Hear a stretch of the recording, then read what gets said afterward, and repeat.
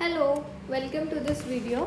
So we have completed legal maxims related videos. Now we will see law of torts, and we will cover law of torts in three parts, and this is the part 1. So let's see what things we will cover in this topic. So yeah, we will see what law of tort is, then we will see what some general differences are there under law of torts, and these are the types of torts which comes under this. So there is negligence and nuisance, then defamation, malicious prosecution, strict liability, absolute liability, and vicarious liability. So when we will cover these topics, simultaneously we will see examples also. So yeah, let's start. So what law of tort is? So the word tort is a French word that means wrong, and this word has been originated from the Latin word tortum, which means torture. So as a result, this word simply means wrong in the legal language. So आपको ये दो images नज़र आ रही होंगी, तो आपको कुछ difference नज़र आ रहा है क्या इन दो इमेजेस में? सो लेट अस सपोज ये एक इंसान ए है और ये बी है, और ये क्या कर रहा है? ये ए बी को नाइफ से मारने की कोशिश कर रहा है। और इस दूसरे इमेज में लेट अस सपोज ये एक्स है और ये वाई है, तो ये क्या कर रहा है? इसको धक्का देने की कोशिश कर रहा है।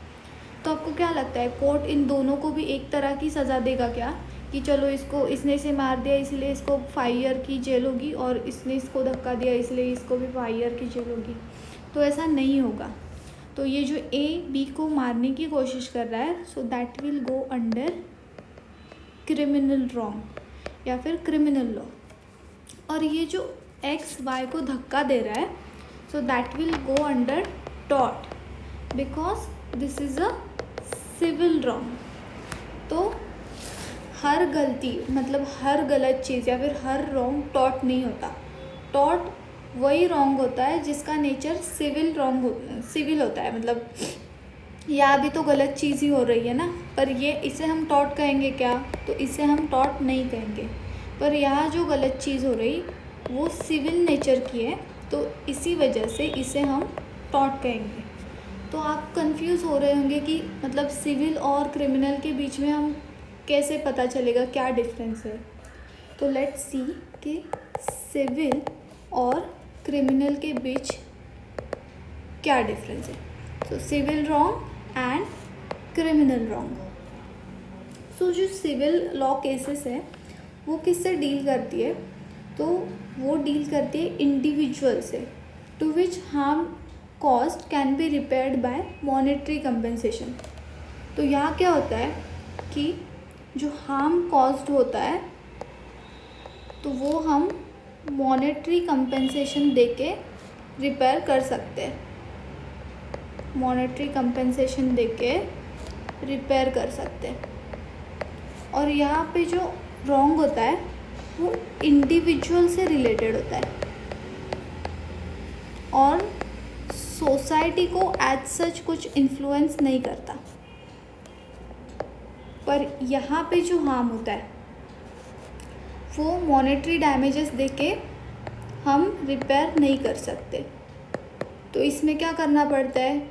इम्प्रिजनमेंट देना पड़ता है या फिर कुछ ज़्यादा चार्जेस लगाने पड़ते हैं। यहाँ पे जो हार्म होता है वो इंडिविजुअल से ही रिलेटेड होता है, बट ये सोसाइटी एज अ लार्ज तक को इन्फ्लुएंस कर सकता है। तो हम एग्जांपल देखते हैं। तो मान लो कि आपके घर का शीशा किसी ने तोड़ दिया ऐसा, तो आप उसकी कंप्लेंट करोगे। मान लो आपको 10,000 का नुकसान हुआ, तो कोर्ट क्या ऑर्डर करेगी? जो सपोज एक्स ने आपका शीशा तोड़ दिया, तो कोर्ट एक्स को डायरेक्ट करेगी कि आपको 10,000 अमाउंट एज अ कंपेंसेशन दे दे। पर तो क्रिमिनल रॉन्ग का हम देखते हैं एग्जांपल। तो मान लो आपकी सोसाइटी में नेबर है ए बी, और मतलब आपकी एक सोसाइटी है, आप इधर रहते हो। तो सपोज़ किसी ने इन दोनों का मर्डर कर दिया, सपोज़ कोई रॉबर्स थे, वो घर लूटने के लिए आए थे और इनका मर्डर कर दिया, तो ये सोसाइटी पे एज सच इफ़ेक्ट करेगा कि नहीं, कि इन लोगों को लगेगा ना कि अरे हम सेफ़ नहीं है, सोसाइटी में वॉचमैन है पर फिर भी हम सेफ़ नहीं है। तो क्रिमिनल रॉन्ग्स जो होते हैं वो सोसाइटी एज अ लार्ज को इम्पैक्ट करते हैं। वो इंडिविजुअल लेवल पे होते हैं, मतलब इन दोनों को हार्म हुआ है, पर वो सोसाइटी को अफेक्ट करते हैं और हम मॉनेटरी कंपेंसेशन देके इसे रिपेयर नहीं कर सकते। तो अगर सपोज़ इसे एक्स नाम के आदमी ने इन दोनों को मारा है, तो कोर्ट एक्स को इम्प्रिजनमेंट की सज़ा देगा। उसे ये नहीं बोलेगा कि अच्छा तुमने 2 लोगों को मारा है तो 50,000 एज अ कंपेंसेशन उनको दो, तो ये नहीं होगा। तो इसमें सज़ा भी बहुत बड़ी होती है। तो ये एक डिफरेंस याद रखना कि सिविल रॉन्ग में मॉनेटरी कंपेंसेशन होता है, इंडिविजुअल लेवल पर होता है और सोसाइटी को एज सच कोई अफेक्ट नहीं करता। पर क्रिमिनल रॉन्ग में मॉनेटरी कंपेंसेशन नहीं देख सकते, ज़्यादा सज़ा होती है, इंडिविजुअल लेवल पे हार्म होता है, बट वो एज अ सोसाइटी को डिस्टर्ब करता है या फिर इन्फ्लुएंस करता है। So this is the basic difference between civil wrong and criminal wrong. तो फिर लॉ ऑफ टॉर्ट किस में आता है? लॉ ऑफ टॉर्ट आता है सिविल रॉन्ग में। जो भी एक्टिविटीज़ सिविल रॉन्ग नेचर की है, तो वो सब लॉ ऑफ टॉर्ट में आएंगी।